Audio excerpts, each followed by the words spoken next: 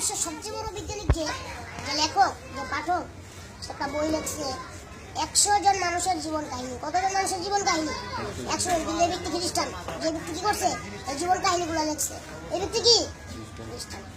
ওই জীবন কাহিনীর ভিতরে সর্বপ্রথম ফার্স্ট জীবন কাহিনী হইল আমাদের নবী মুহাম্মদ রাসূলুল্লাহ সাল্লাল্লাহু আলাইহি ওয়াসাল্লাম। সে কি খ্রিস্টান? সে আমার নবীর নাই রাখতে পারতো। সে আমার নবীর জীবন কাহিনী পড়ে সে কি করলো? তার বইয়ের ভিতরে সবার আগেই নবীর জীবন কাহিনী দিল 100 জীবন কাহিনী। আসলে দেখেন, দুনিয়াতে আল্লাহ রাব্বুল আলামিন যত রাসূল, যত পয়গম্বর প্রেরণ করছেন, তারাও অনেকেই আল্লাহর হুকুম মানে না। অনেকেই মনে করেন কি করছে পাপ করছে। যেমন বাবা আদম আলাইহিস সালামকে যখন আল্লাহ সৃষ্টি করলেন, তখন বললেন যে তোমরা কি করো না, এই গাছের সামনে যাও না, গন্ধম গাছের সামনে তোমরা কি করো না, যাও না। তারা গেল, আল্লাহর হুকুম অমান্য হয়েছে কি হয়নি? মুসা আলাইহিস সালাম এক ইহুদি ব্যক্তিকে দাওয়াত দিতে গিয়ে তার মাথা এত খারাপ হয়ে গেল, সে কি করলো? ইহুদিকে থাপ্পড় দিয়ে মেরে দিল। এরকম নবীর একটা না একটা, কিন্তু আমাদের নবী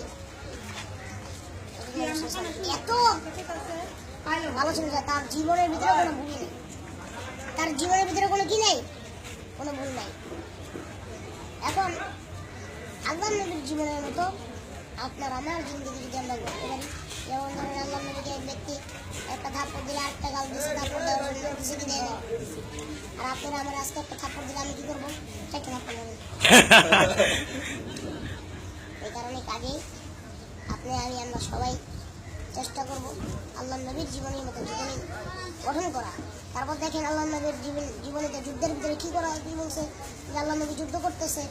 এক সময় কাফিররা দেখলো যে আল্লাহ নবীর দলের সৈন্যের সাথে বাড়া দিতেছে, কাফিররা কি করলো? লুকিয়ে গেল। কোথায় লুকিয়ে গেল? এক পাহাড়ের পিছে। এবার আল্লাহ নবী সাল্লাল্লাহু আলাইহি ওয়াসাল্লাম কি করলেন? তারা চিন্তা করলেন যে না, যখন তারা চলে গেছে আমরা কি করবো? ওসব সাহাবায়ে কেরামরা চলে গেলেন, আল্লাহ নবী গাছতলায় একটু বসছে। তো এমন সময় ওই কাফের একটা তরবারি নিয়ে দৌড়ে এসে তারপর কি করলো? আল্লাহ নবীর সামনে দাঁড়া হইল।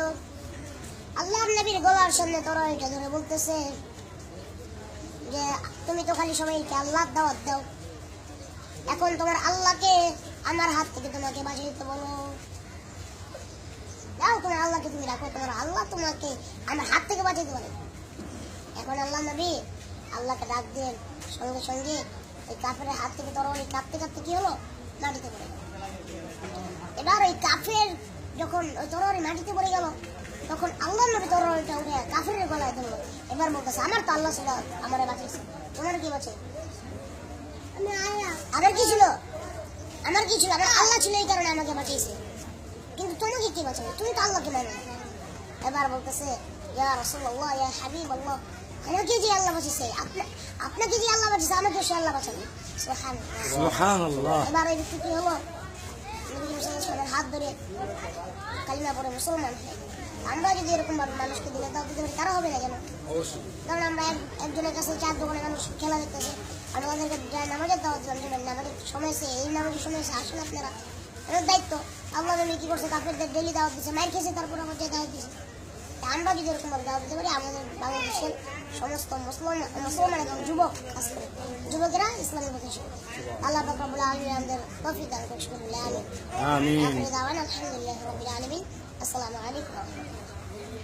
ধন্যবাদ।